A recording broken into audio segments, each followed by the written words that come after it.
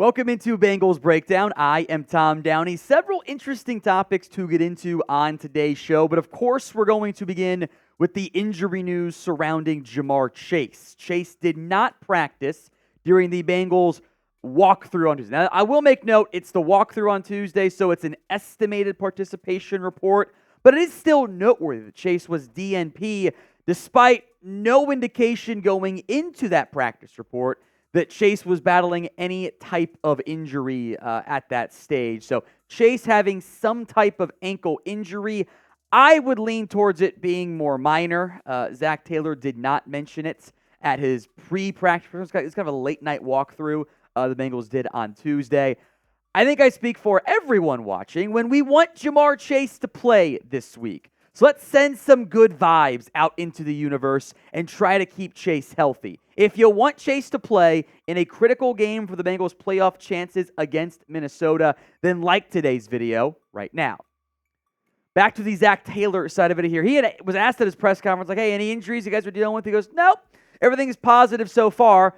And then JaMarr Chase doesn't practice. So if we're going to have both things be true, that's a minor tweak for JaMarr Chase. He's a superstar player. Those guys don't need to be involved in the Tuesday, which is a normal Wednesday practice since it's a game on Saturday. So schedule gets bumped up a day. He'll probably be fine, which is important because even with no Joe Burrow, Chase has been awesome this year. He has already passed the 1,000-yard mark. He'll eclipse 100 catches in the not-too-distant future. Continues to look like, wherever you want to rank him in the power rankings of top-tier young playmaking wide receivers, Chase absolutely in that conversation. Now, in the event that it is a more severe injury than realized, and Chase cannot go, in theory would mean more results for T. Higgins, who has been really up and down so far this year, in part because of a variety of injuries. He'd be on the outside.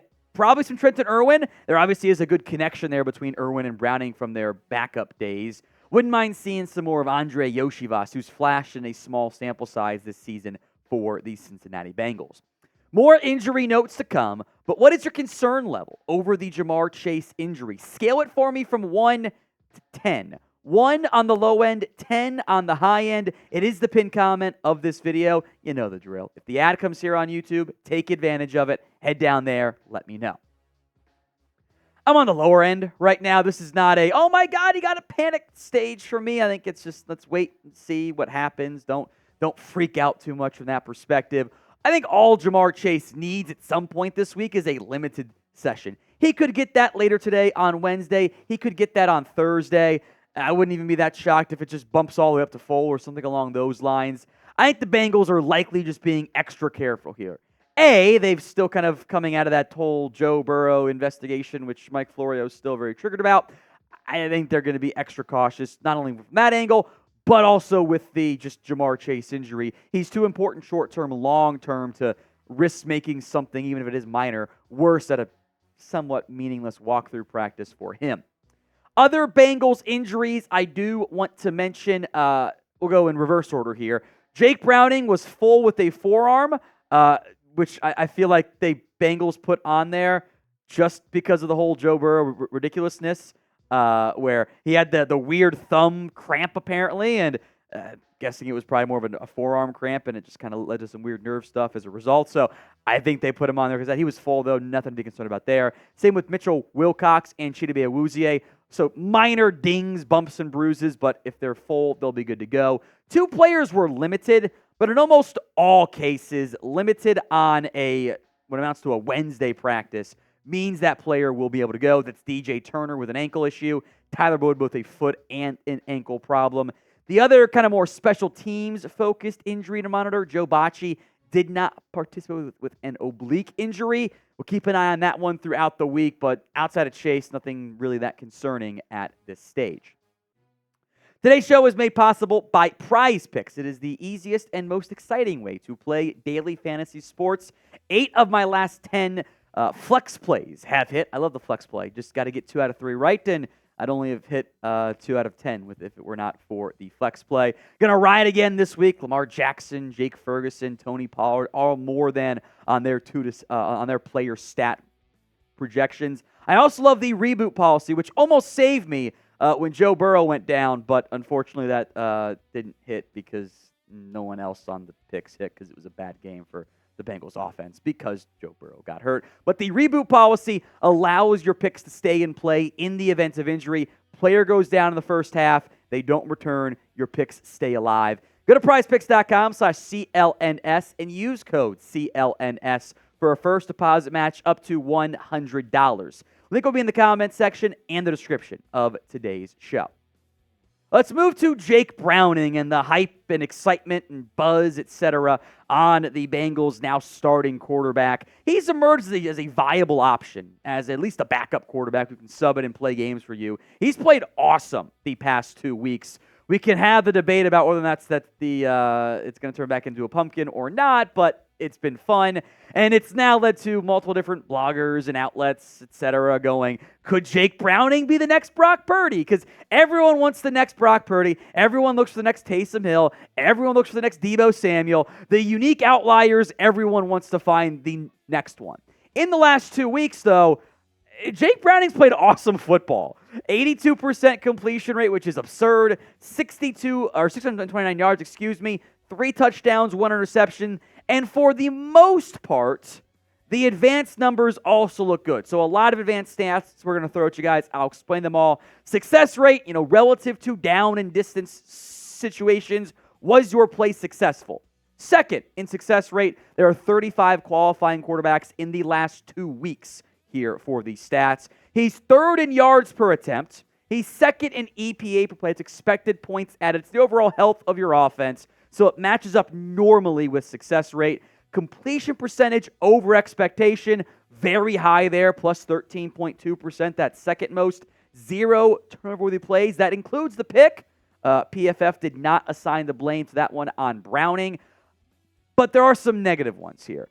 28th in big-time throw percentage, which does start to make some sense when his average depth of target is 4.5 yards. Which is 34th of 35 qualifying quarterbacks. It's a screen game, right? Now, Browning has made some big throws downfield. He's also benefited from a very quick, short area passing game, which is some of the things that Brock Purdy has benefited from as well. The time to throw, super quick. Tends to make your offensive line look a little bit better as a result, too.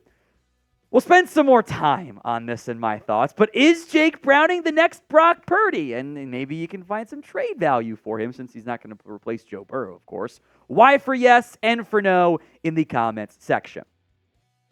So they are doing some similar things. They're benefiting from but they're being accurate. They're making some plays downfield.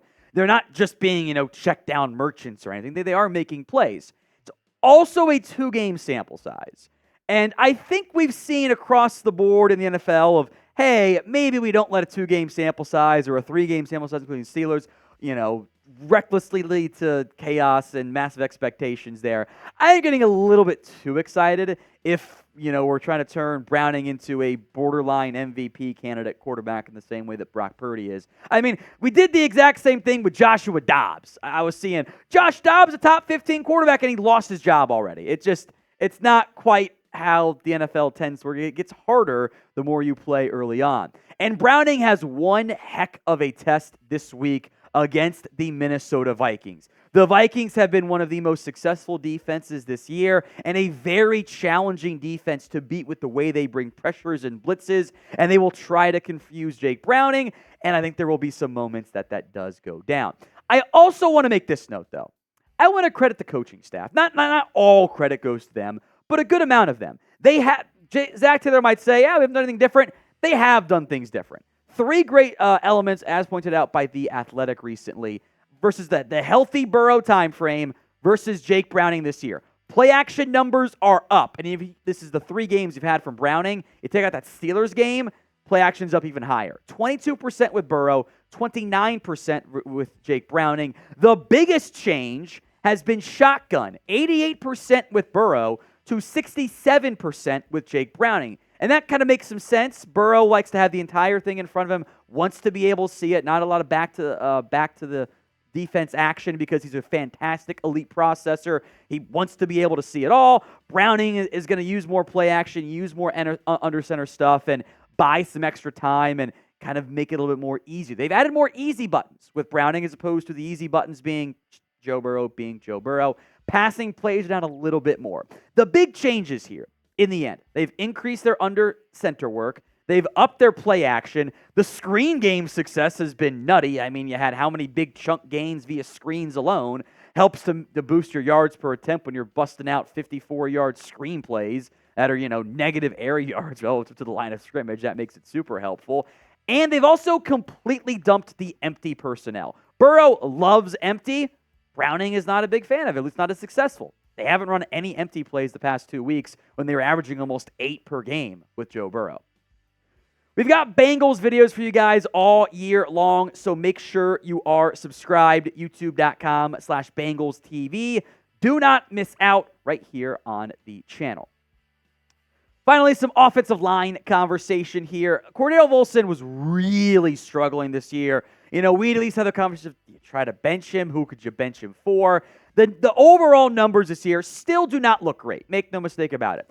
4 sacks allowed, 5 hits, 22 hurries, all stuff that's just not very good. But the last 3 weeks, I think in part, the quick passing game, the under center action has benefited Volson from a numbers perspective. He hasn't gotten beat hardly at all in the passing game. The run block grades are fairly similar, but he's gone from being a massive liability in pass protection to he's actually been very good. Again, tougher tests coming against Minnesota, and we're looking at a very small sample size of games here, but these are all good things. And this is a promising sign for Volson and the offensive line. Maybe he just needed some more time alongside Orlando Brown Jr. to maximize that chemistry up front. I do think chemistry is a very underrated element of the offensive line that people think it's going to be instantaneous. It's not always. The more reps you get, the better the offensive line tends to do, and they'll need it. There will be some fun looks. Well, maybe not so fun for the offense, but fun looks coming either way under Brian Flores in Minnesota this Saturday.